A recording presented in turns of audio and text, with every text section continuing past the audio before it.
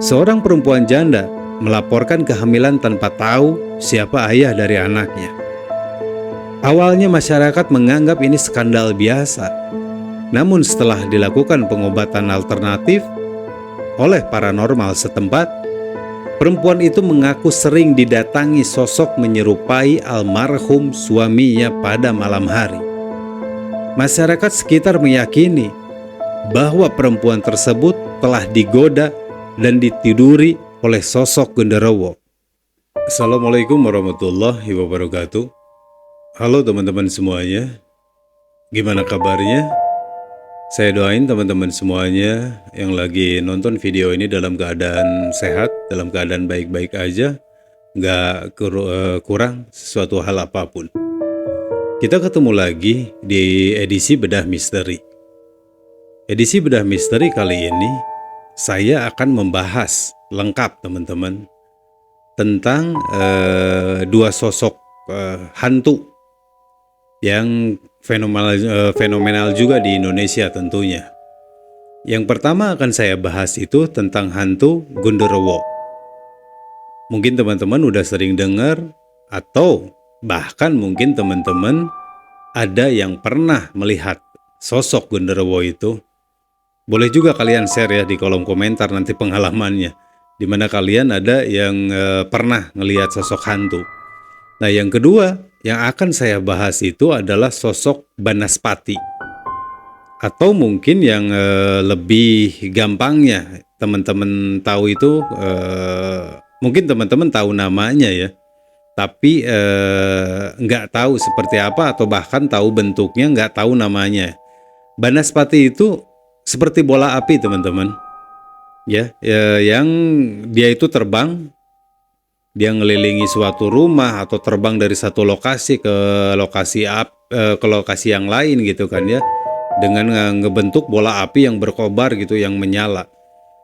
Nah, itu yang namanya Banaspati. Nah, kedua sosok itu yang akan saya bahas di kesempatan Bedah Misteri kali ini. Seperti apa dan dari mana asalnya mereka? Saya Hendy, kita bedah misterinya.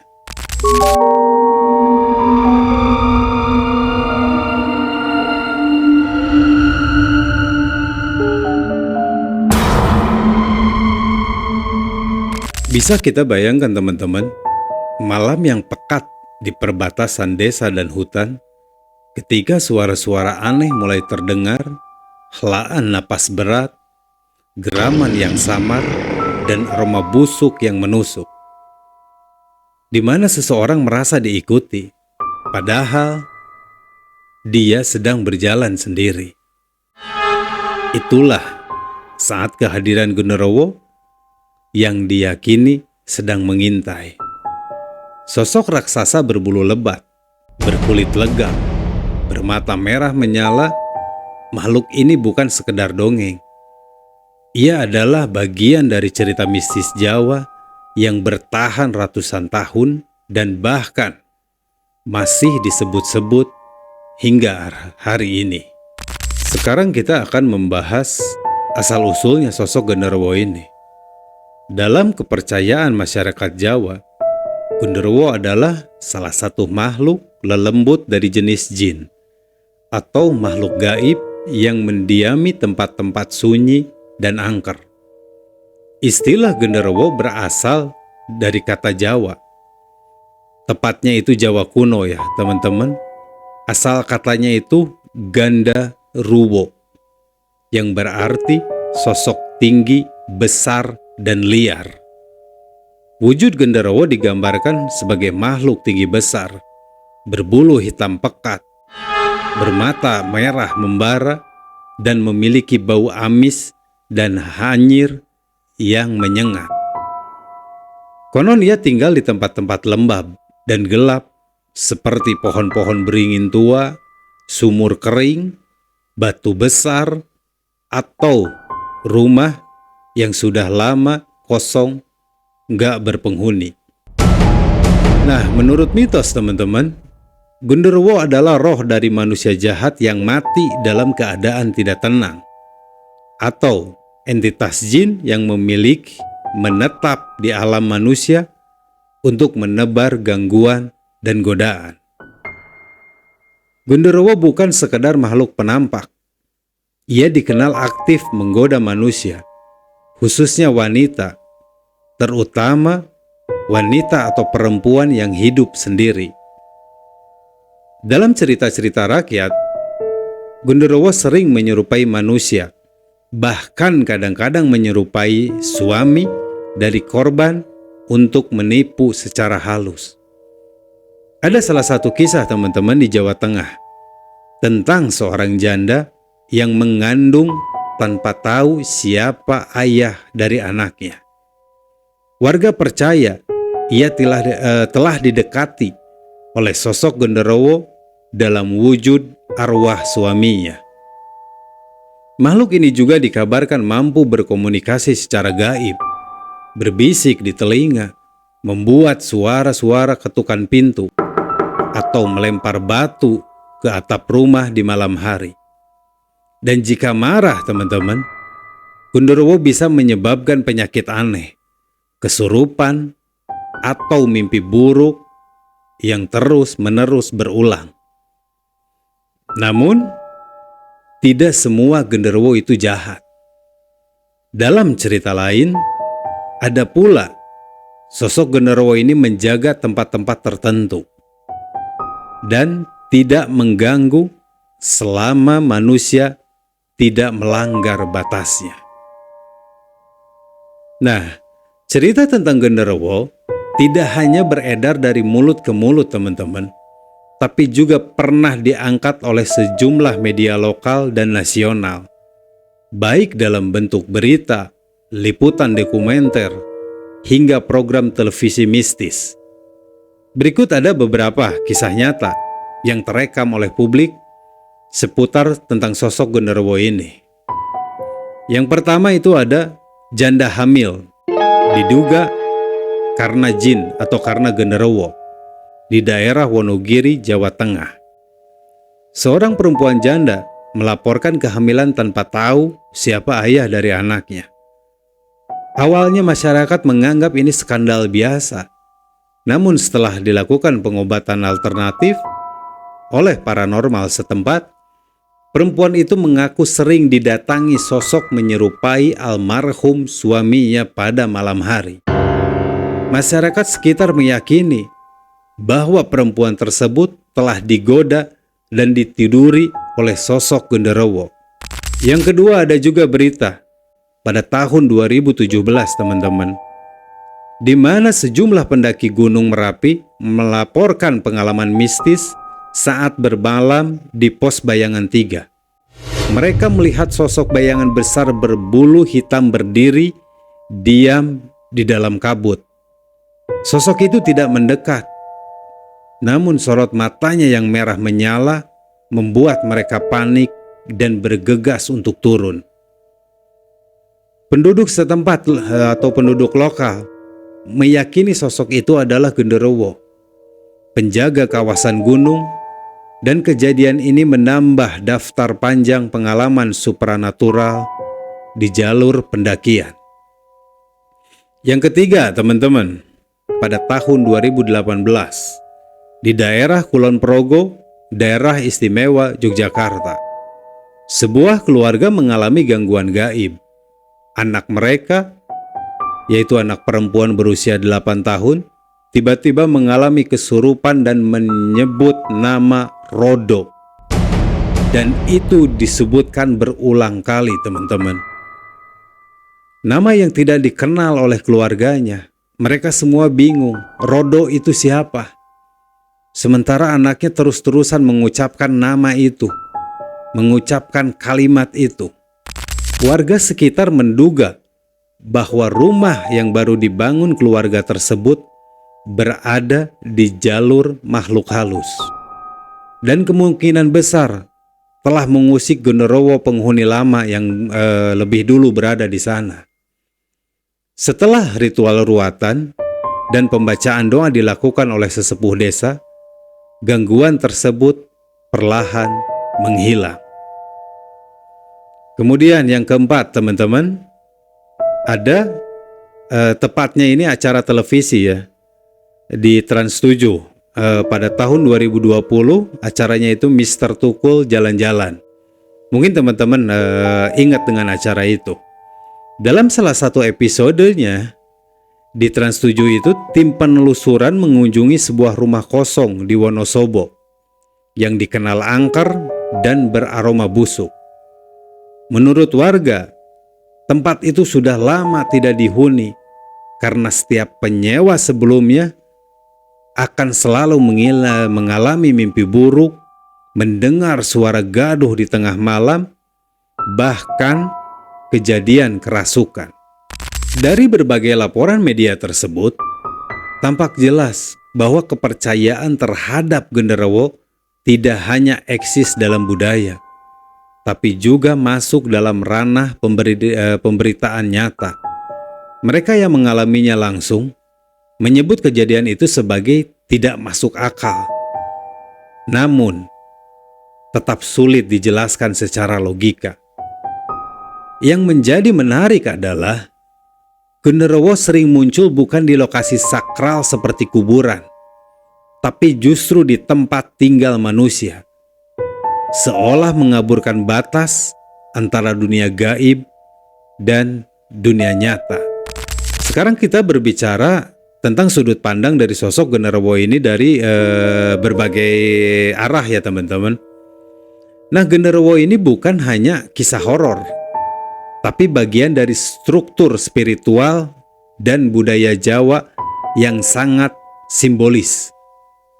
Dalam kepercayaan Jawa, genderuwo adalah simbol dari nafsu liar dan sisi gelap manusia. Ia diyakini muncul ketika manusia kehilangan kontrol diri atau ketika keseimbangan antara dunia fisik dan spiritual mulai terganggu. Itulah sebabnya orang Jawa sering melakukan selamatan, sesajen, atau larung kembang untuk menenangkan makhluk-makhluk. Salah satunya adalah seperti genderuwo ini, teman-teman.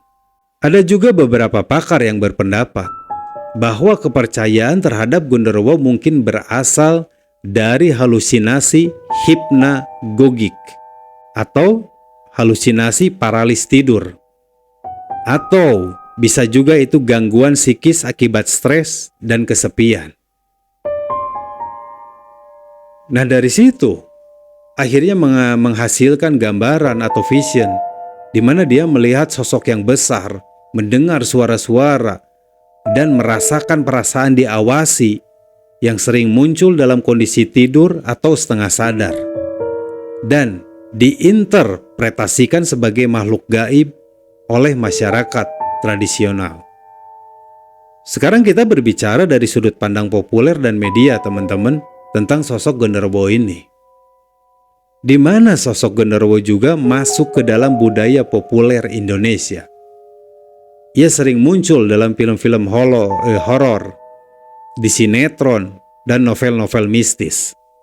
Salah satu film yang terkenal, teman-teman, mungkin teman-teman pun tahu atau pernah ngedengar, adalah film Gundala Putra Petir. Yang versi lamanya ya, bukan yang versi barunya. Bahkan di film tersebut menyelipkan referensi mitos genderuwo sebagai simbol kekuatan yang liar.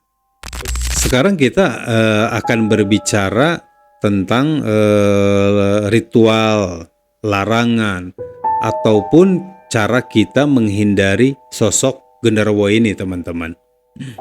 Nah, di masyarakat Jawa, mereka itu mengenal cara-cara khusus untuk menghindari gangguan genderuwo, terutama bagi mereka yang tinggal dekat dengan lokasi-lokasi wingit atau dekat dengan hutan. Nah, salah satunya adalah larangan ya, salah satu larangan yang masih dijalankan oleh masyarakat Jawa. Nah, yang pertama itu ada larangan yang menyebutkan jangan membuang air panas sembarangan di sekitar rumah pada saat malam hari.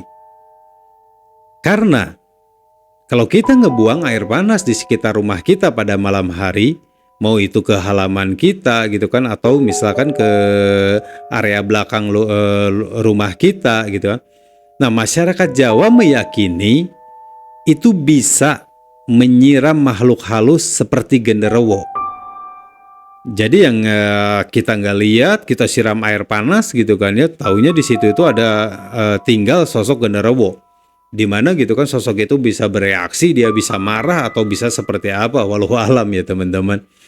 Nah, yang kedua ada juga larangan jangan menyisir rambut di depan cermin saat malam. Karena diyakini itu bisa memancing ketertarikan makhluk gaib. Jadi bukan hanya genderuwo. Jadi mau makhluk gaib apapun, jadi di Jawa itu ada larangan kita itu jangan menyisir gitu kan ya di depan cermin pada saat malam hari. Yang ketiga ada juga larangan jangan membangun rumah di dekat pohon beringin tua atau sumur tua tanpa dilakukannya ritual khusus sebelumnya. Nah, selain itu teman-teman, sesajen berupa bunga-bunga 7 rupa, kemenyan, dan doa-doa khusus sering dipakai untuk menenangkan atau mengusir keberadaan genderuwo. Para spiritualis percaya bahwa doa dan energi positif dari penghuni rumah adalah bentuk perlindungan terbaik. Namun jika seseorang sudah menjadi target genderuwo, maka dibutuhkan perantara spiritual seperti orang pintar atau kiai atau ustadz untuk memutuskan ikatan gaib yang terjadi di rumah tersebut. Karena teman-teman, saya pribadi pun meyakini di mana kita kuat di ibadahnya, insya Allah rumah kita pun gitu kan akan dalam keadaan yang tentram. Nggak ada gitu kan kita ngedengar gangguan apapun, termasuk gitu kan gangguan yang sifatnya gaib ya, gangguan dari makhluk-makhluk halus atau jin. Selama kita menjalankan ibadahnya dengan baik, dengan benar, dan yang lebih utama dengan konsisten atau istiqomah. Jadi genderuwo ini teman-teman bukan sekedar mitos menakutkan.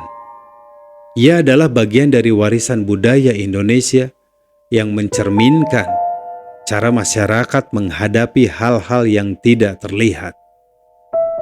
Dan sosok genderuwo ini pun menunjukkan bahwa terkadang yang gaib bukan hanya tentang makhluk di luar sana, tapi juga tentang sisi gelap dalam manusia itu sendiri.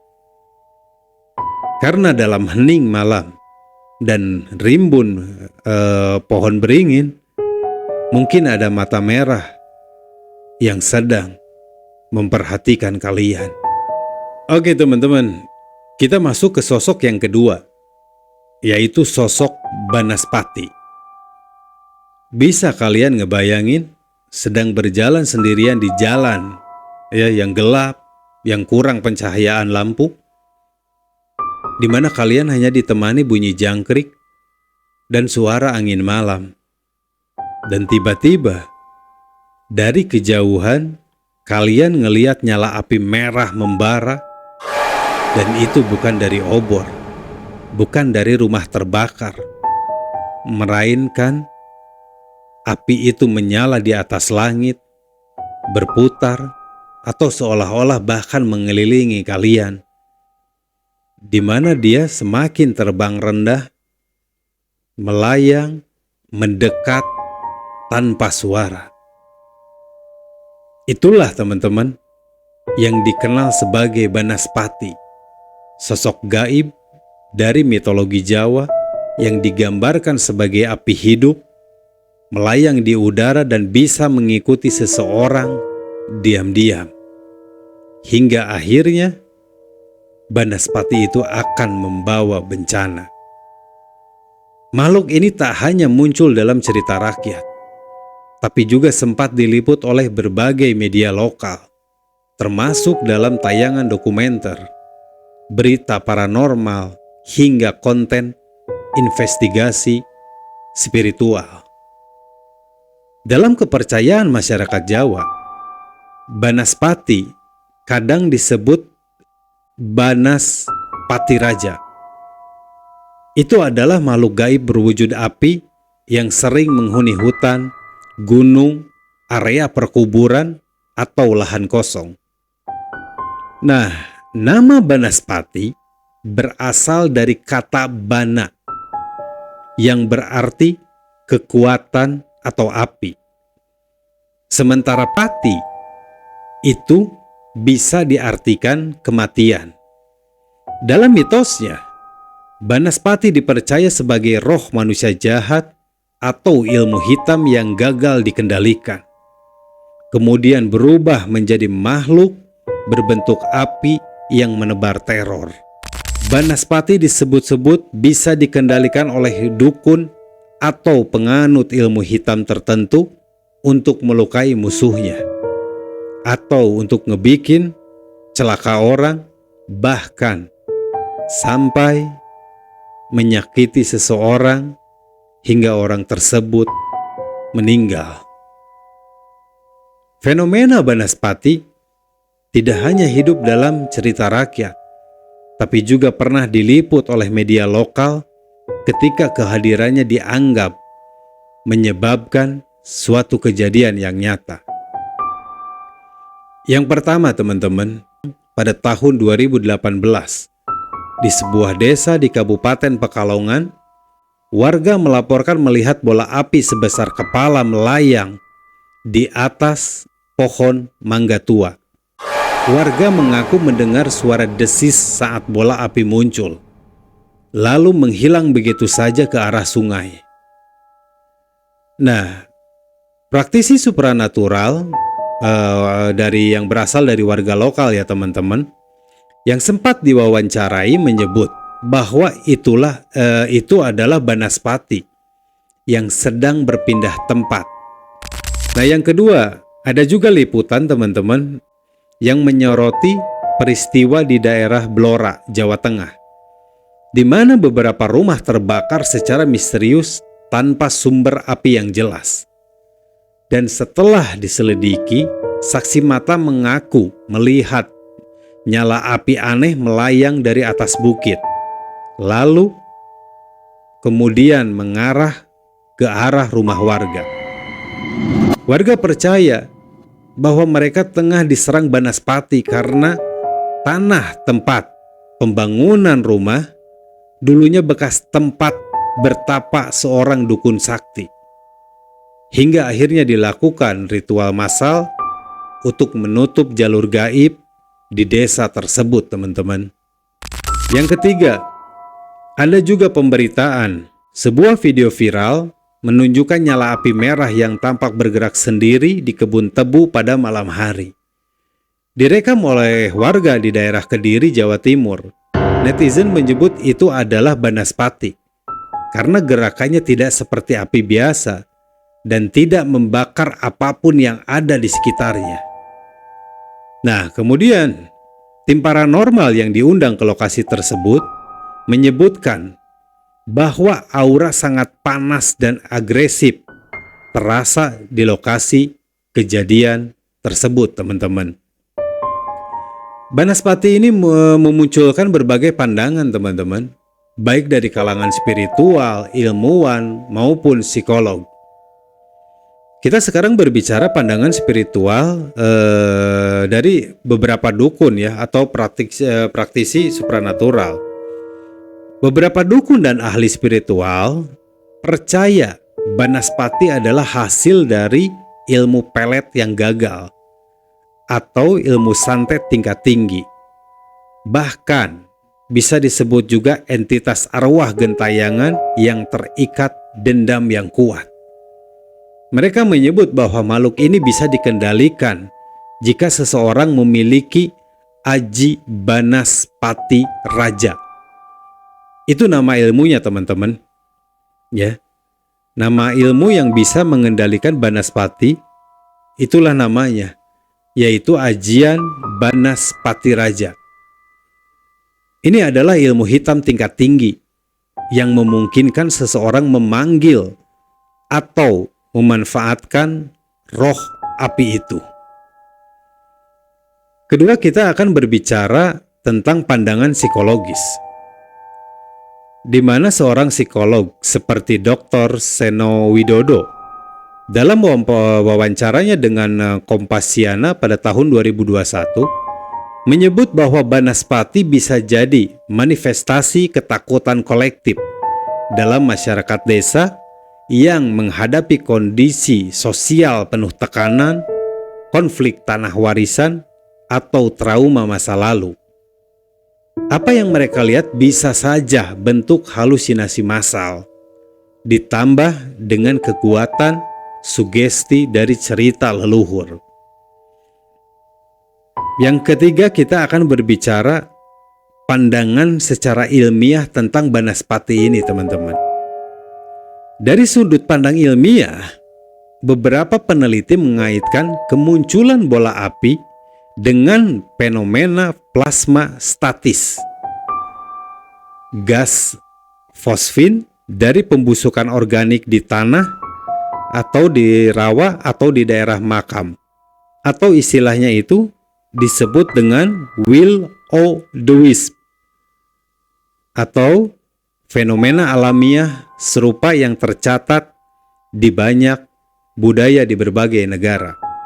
Namun uniknya, fenomena bola api di Jawa jauh lebih personal dan menyeramkan karena sering dikaitkan dengan arwah dan kematian.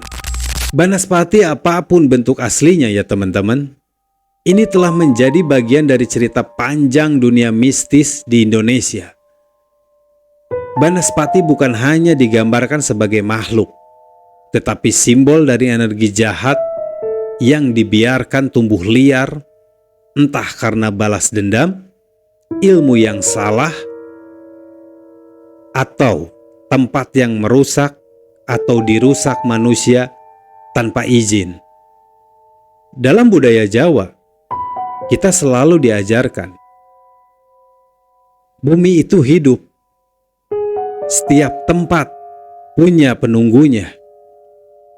Kalau kita lewat atau menempati tempat tersebut, sebaiknya kita selalu berdoa dan sebaiknya kita selalu menghormati dimanapun kita berada, di suatu tempat, di suatu daerah, atau di suatu budaya.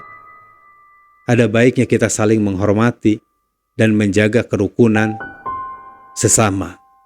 Mungkin teman-teman, dalam nyala api merah yang tiba-tiba muncul di langit malam, itu ada tersembunyi pesan yang ingin kita abaikan.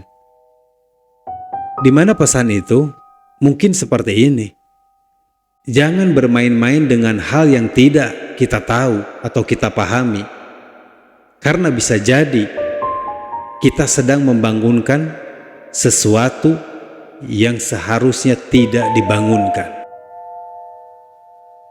Jadi teman-teman, Banaspati tetap menjadi salah satu sosok makhluk halus paling ditakuti di Jawa. Pertanyaannya, apakah ini nyata? Atau hanya mitos belaka? Atau mungkinkah kita semua sebenarnya hidup berdampingan dengan Banaspati itu? Hanya saja, mungkin belum saatnya untuk kita melihatnya. Dan jika suatu malam kalian melihat nyala api di kejauhan, jangan dipanggil, jangan didekati, karena mungkin itu bukan api biasa. Oke teman-teman, itulah penjelasan tentang dua sosok, Gundurwo dan Banaspati. Ya mungkin bisa jadi informasi atau pengetahuan tambahan dari teman-teman. Dan buat teman-teman, seperti tadi di awal saya sampaikan, kalau ada yang pernah melihat sosok mau itu Gundurwo, mau itu Banaspati, boleh teman-teman nge-share pengalamannya di kolom komentar. Seperti apa dan di mana teman-teman ngelihat sosok itu, untuk berbagi pengalaman mistisnya bareng kita dan bareng viewers yang lainnya. Thank you buat teman-teman semuanya. Terima kasih yang udah nonton video ini sampai akhir. Jangan lupa beramal kecil, beramal sederhana, dengan nge-support channel kita dengan like, komen, dan subscribe-nya. Gak lupa juga kita ngucapin terima kasih buat teman-teman yang selalu setia nonton video kita. Buat teman-teman yang udah subscribe ke channel kita, terima kasih banyak. Semoga kebaikannya tergantikan dengan berlipat-lipat ganda kebaikan dari Allah Subhanahu wa Ta'ala. Pesan terakhir dari saya, tetap semangat terus untuk beribadah dan tetap untuk berbuat kebaikan terhadap siapapun. Akhir kata, saya Hendy. Wassalamualaikum warahmatullahi wabarakatuh.